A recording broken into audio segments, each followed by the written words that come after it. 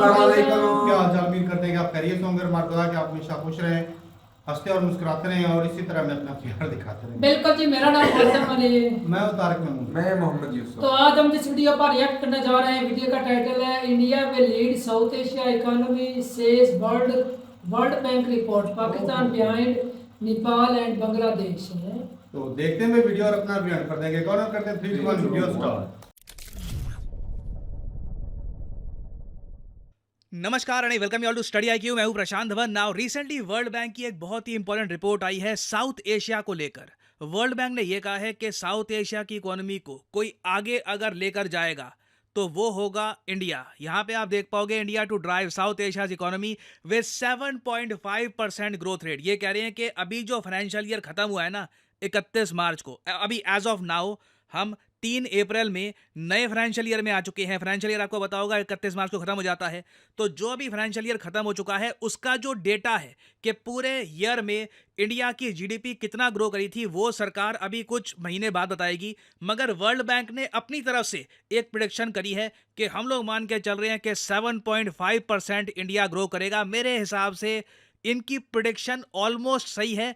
0.4 या फिर 0.5% कम बता रहे हैं, बट हमको पता लग जाएगा 1-2 महीने में कि इंडिया की जो एक्चुअल ग्रोथ रेट है सरकार के हिसाब से ये क्या है। ना इंडिया की ग्रोथ रेट के अलावा वर्ल्ड बैंक ने यहां पर यह भी बताया है इनके अनुमान के हिसाब से कि बांग्लादेश, पाकिस्तान, नेपाल, पूरा जो साउथ एशिया है ये भी कितना ग्रो करने वाला है। ना यहाँ पे आप लोग देख पाओगे ये बहुत ही इंपॉर्टेंट डेटा है। वैसे इसमें मजा नहीं आ रहा, ये देखते हैं। This is much much better. Now अभी जो फाइनेंशियल ईयर खत्म हुआ है ना, वर्ल्ड बैंक कह रहा है कि पाकिस्तान की इकोनॉमी यहां पर ग्रो कर पाएगी 1.8%। 1.8% आप इमेजिन कर सकते हैं। और मुझे पता नहीं ये कंट्री कैसे सर्वाइव करने वाला है, क्योंकि इनकी आबादी रैपिड ग्रोथ रेट से आगे बढ़ रही है।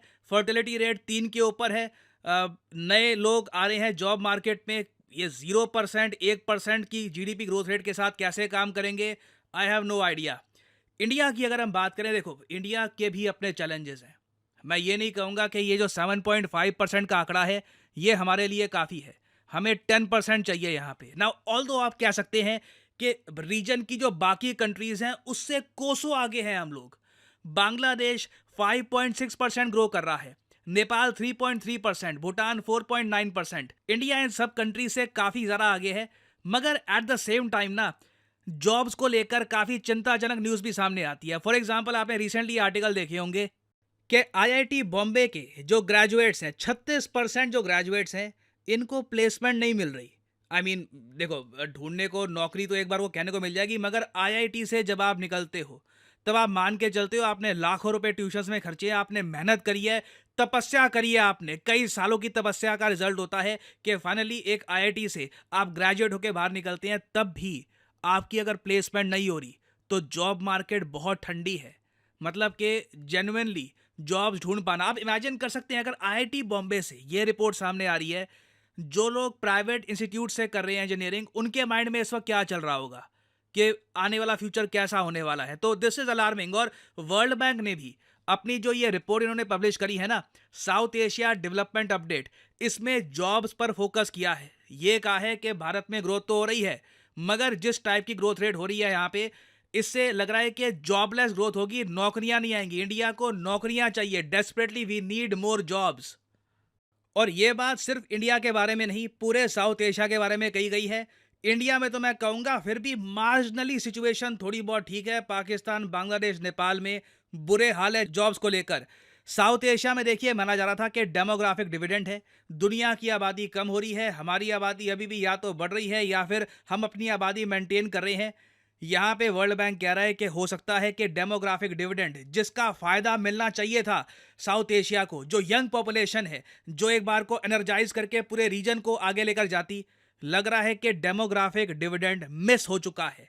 इट्स स्क्वांडर्ड, एक अपॉर्चुनिटी थी, ये हाथ से निकल चुकी है। और ये देखिए बहुत ही ज्यादा हमारे लिए चिंता की बात है। और यहाँ पे आप देख पाओगे ये कैटेगोरिकली वर्ल्ड बैंक ने कहा है कि ये फैंटास्टिक अपॉर्चुनिटी है ग्रो करने की। Until recently employment ratios have been falling, employment ratios लगातार गिर रहे हैं। The reason created an average of 10 million jobs a year when the working age population was growing by an average 19 million a year. तो मतलब के 9 million लोगों के लिए हमेशा जॉब्स कमी रही है, जॉब मार्केट हमेशा ओवर क्राउडेड रही है। उसकी वजह से देखो ऑब्वियसली होगा क्या, कंपनीज भी फायदा उठाएंगी। जो सैलरी पैकेजेस बढ़ने चाहिए थे वो कम रहेंगे लोगों के, क्योंकि कंपनीज कहेगी एक आदमी जा रहा है, दूसरा उसको रिप्लेस करने के लिए रेडी है, हमें एक्स्ट्रा पे करने की क्या आवश्यकता है। तो this is something that we need to be concerned about. और इस सब के अलावा अगर हम देखें तो पाकिस्तान के लिए स्पेसिफिकली वर्ल्ड बैंक ने अपनी रिपोर्ट में एक बड़ी वार्निंग दी है कि 1 करोड़ लोग पाकिस्तान की आबादी आप अगर देखो तो 21-22 करोड़ के आसपास है। तो 1 करोड़ की आबादी पाकिस्तान में जो एक बार को पॉवर्टी में नहीं थी, ये लोग लोअर मिडिल क्लास के आसपास थे। सिचुएशन इतनी खराब है कि 1 करोड़ लोग पॉवर्टी में धकेले जाएंगे। तो कहीं ना कहीं मैं तो सिंपली यहाँ पर यही कहूँगा पूरे साउथ एशियन कंट्रीज को ना, वी नीड टू इवेल्युएट कि हम क्या इंप्रूवमेंट कर सकते हैं। एक बार को जियोपॉलिटिकल जो डिफरेंसेस हैं इनको भुलाकर अगर हम अपने यूथ के बारे में सोचें ना, तो शायद एक बार को हम कुछ पॉजिटिव स्टेप्स ले भी सकते हैं। बट मैं यहाँ पर ये भी कहूँगा पाकिस्तान के लिए इट्स अबाउट टू लेट। जो यहाँ पे अब इकोनॉमिक प्रॉब्लम्स आ गई हैं, लगता नहीं है कि सॉल्व होने वाली हैं। तो अब आने वाले महीनों में देखना होगा कि भारत की जीडीपी प्रेडिक्शन के बारे में कौन सही है। रिजर्व बैंक ऑफ इंडिया जो कह रहा है कि 8% के आसपास पूरे फाइनेंशियल ईयर में हम ग्रो कर लेंगे, या फिर वर्ल्ड बैंक जो कह रहा है कि नहीं, आखिरी के कुछ महीनों में दिक्कत आएगी, 7.5% की ग्रोथ रेट आप मान के चलिए। अगर वर्ल्ड बैंक गलत साबित होता है तो अगले फाइनेंशियल ईयर की जो इनकी प्रेडिक्शन है 6.6%, ये इसको भी ठीक करेंगे। तो इंडिया के ऊपर है, we have to prove them wrong. मगर फिर भी जो एक्चुअल ग्रोथ रेट हमको चाहिए ना 10% के आसपास की, उससे फिर भी हम पीछे हैं। बट एटलीस्ट मैं यहाँ पर यही कहूँगा, चाइना की ग्रोथ रेट आप अगर देखो 5% और दुनिया की बाकी कंट्रीज जो हैं उनसे फिर भी we are doing much better. और फाइनली यहाँ पे आपसे एक क्वेश्चन ही पूछूंगा कि अभी जो हम अपनी जीडीपी कैलकुलेट करते हैं, इसका बेस ईयर हम क्या मान के चलते हैं कि ये बेस ईयर है, इसके हिसाब से हमारी जीडीपी आगे बढ़ रही है। ये है यहाँ पे आपकी ऑप्शन 2000 से लेकर 2001, 2010 से लेकर 2011, 2011 से लेकर 2012 या फिर 2014 से लेकर 2015। कमेंट सेक्शन में करिए उत्तर। सही आंसर जो देंगे कोशिश करूंगा क्योंकि कमेंट को मैं हार दे दूं ताकि बाकी लोग समझ पाएं कि सही उत्तर क्या है। और हाँ, फाइनली यहाँ पर मैं ये भी ऐड कर दूं कि लाइफ में अगर आप एक बार प्रॉपरली यूपीएससी एग्जाम की तैयारी करना चाहते हैं, आपके पास अभी टाइम है, आप एक कॉलेज स्टूडेंट हैं, आपके पास 2-3 साल का टाइम है कि आराम से प्रेपरेशन करके एक प्रॉपर अटेम्प्ट दूंगा यूपीएससी का, तो स्टडी IQ के अफोर्डेबल कोर्सेज अवेलेबल हैं। ये कोर्सेज आपको हेल्प करेंगे प्रीलिम्स से लेकर इंटरव्यू तक। आपको सिंपली जाना है कमेंट सेक्शन में, यहाँ पे आपको ये लिंक मिल जाएगा। इस लिंक पर क्लिक करके आपके सामने खुल जाएगा ये पेज और यहाँ पे आप परचेज कर सकते हैं स्टडी IQ का यूपीएससी कोर्स। बाय नाउ पर क्लिक करिए और यहाँ पे आप देख पाओगे जो इनिशियल प्राइस लिखा होगा ना, ये 31,250 है। ये पे मत कर देना, सिंपली यहाँ पर कोड यूज करिए PD10 और प्राइसेस गिरना यहाँ पर स्टार्ट हो जाएंगे। सीधा 6,250 रुपए का आपको मिलेगा डिस्काउंट। और इस कोर्स के अंदर देखो खास बात यह है कि आपका प्रीलिम्स क्लियर हो गया, उसके बाद स्टडी IQ आपको दिल्ली बुलाएगा। दिल्ली में आप जो रहेंगे उसका खर्चा स्टडी IQ उठाएगा और दिल्ली से आप प्रिपेयर करोगे मेंस के लिए। 1-to-1 मेंटरशिप आपको दी जाएगी, फिर इंटरव्यू में भी आपको प्रॉपर्ली हेल्प की जाएगी। This is why this programme is called P2I batch. तो एनरोल करिए इस प्रोग्राम में if you want to prepare for UPSC and use the code PD10 to get the maximum discount possible. और इसी note के साथ यह है वीडियो का अंत। Thank you for listening and as I always say, may the gods watch over you. चलें जी, वीडियो खत्म हो गई भाई, बहुत इंटरेस्टिंग थी वीडियो। और इस खित्ते में भाई साहब एक इंडिया ही है जो अच्छे से ग्रो कर रहा है, और 7.5 जो ग्रोथ है ना भाई जीडीपी, ये बहुत ज्यादा है हमारे हिसाब से देखा जाए तो भाई बहुत ज्यादा है। और और पूरी दुनिया में ज्यादा, और जिस तरह तुम कह रहे हो बहुत अच्छे से, वो नहीं है लेकिन कर रहा है। जितना होना चाहिए उतना नहीं है।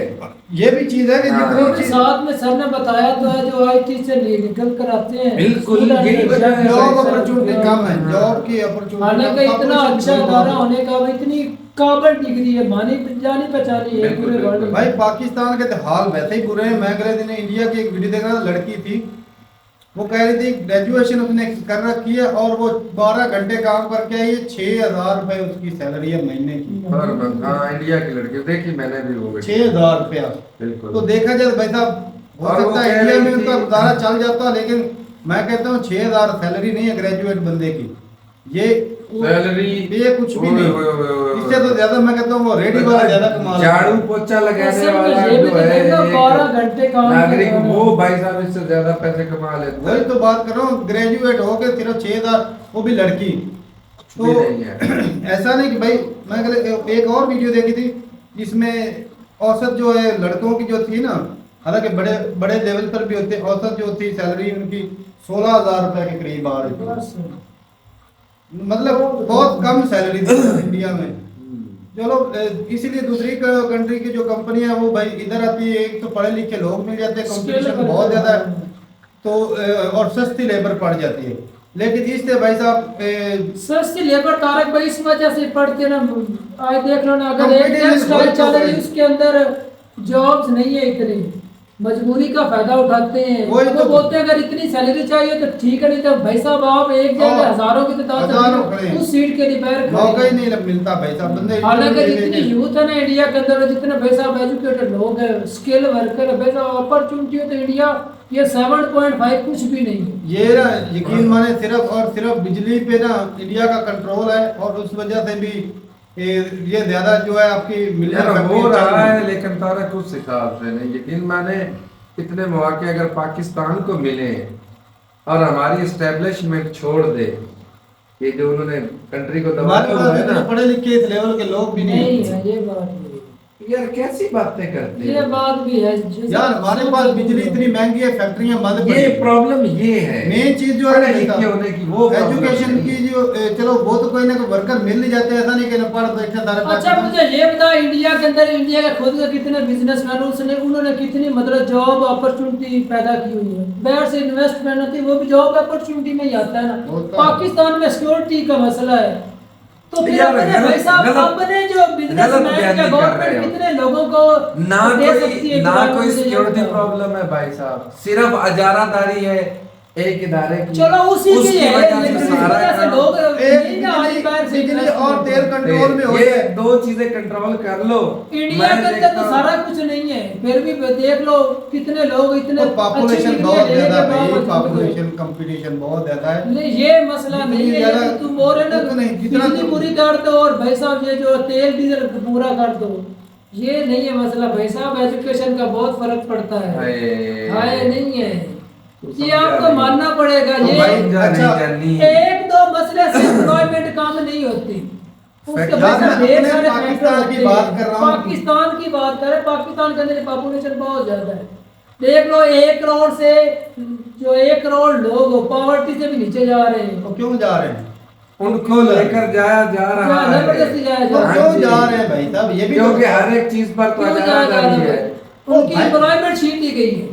अब बताओ यार, जब फैक्ट्रियां बंद हो फैक्ट्रियां- जाएंगी तो फिर एम्प्लॉयमेंट छीनी जाएगी और क्या होगा। लाखों तकरीबन 17-18 हजार तो फैक्ट्रियां अच्छा, मेरी- इसमें सिर्फ करोड़ों ही होंगे। सारी नहीं। सारी बातें छोड़ दो ये बात भाई, गलत ये है। तो एक मेरा छोटा सा- भाई एक बंदा फैमिली चलाता है जो फैक्ट्री में काम करता है, जी पूरी वो फैमिली ये भाई साहब, कितना एक बंदा पूरी फैमिली काम कर रही है पाकिस्तान में, हर बंदा। और ये नहीं भी एक वो ही जगह पता पर नहीं हो अलग सकता है, लेवल दो का तो तीन चल रहा है। उन्होंने काम उठाए हुए, लेकिन फिर भी गुजारा नहीं हो तो घर रहा। जब- ये आपको नहीं दिख रहा। तो उसकी क्या वजह है? एक टाइम था भाई उसकी साहब, वजह- एक एक मिनट आप मेंबर सुनो काम तो करता सही था, ना। पूरी फैमिली भाई साहब अब चला सारे रही है। अच्छा वही तो सही। बात कर रहा हूँ, अगर सारे ही बैठ जाए तो फिर बताओ वो गरीब वो भीख नहीं मांगे तो वो क्या मांगे? जब फैक्ट्रियां यार, चलते हैं मैं- 17,000 एक मिनट 17,000 फैक्ट्री में कितने वर्कर होते हैं? लाखों के हिसाब से, करोड़ों के हिसाब से होंगे। चलो लाखों के हिसाब एक से फैक्ट्री के अंदर तो ये तो नहीं कि 15 से चल 10 लाख वर्कर कर तीन लो। शिफ्टें चलती हैं। यार 10 लाख वर्कर कर लो, ज्यादा ना कर 10 लाख फैमिलियों में चलो 4 तो होंगे ही बंदे। अच्छा यार, 50 यही लाख बोला तो जा रहा है, फैक्ट्रियां पहले एक लोग बंदा दे काम देंगे। करता था, पूरी फैमिली को उसने सपोर्ट किया था, और वैसा फैमिली का हर तो मेंबर यही प्रॉब्लम है ना, उसको यार गुजारा मैं नहीं हो बताता रहा। हूँ मैं बताता हूँ उसकी वजह क्या है। सारी वजह फैमिली क्या है काम भाई? कर रही है, जो पैसे कमा के लाते हैं वो तो बिजली के बिल में चले जाते हैं, गैस के बिल में चले जाते हैं, और बाकी जो आने जाने के लिए रोज का वो पेट्रोल इस्तेमाल करते हैं उसमें चले जाते हैं। ये अभी- पैसे अभी सारे तो वो ये दो चले फैक्टर जाते नहीं हैं है ना। भाई। भाई और भी साहब काफी हमारे ज्यादा पास फैक्टर सबसे था। बड़ा यही फैक्टर फैक्टर है, है यही बिजली, सबसे बड़ा फैक्टर है बिजली बहुत महंगी है, घरों का बिल नहीं बंदे पे कर पाते, नहीं हो रहा फैक्ट्रियों को भाई, कैसे पे नहीं करेंगे? हो रहा। ना चीज एक्सपोर्ट होगी ना कोई कुछ होगा, एक्सपोर्ट हमारी है ही नहीं। बाकी भाई एक और भी जो इस बार वीडियो में पॉइंट यही था कि अगर ये लड़ाई झगड़ा छोड़ के ना ये कंट्री, मैं तो कहता हूँ पाकिस्तान को भाई साहब हथियार डाल देने चाहिए अब, क्योंकि हत्या अब कुछ नहीं आने वाला।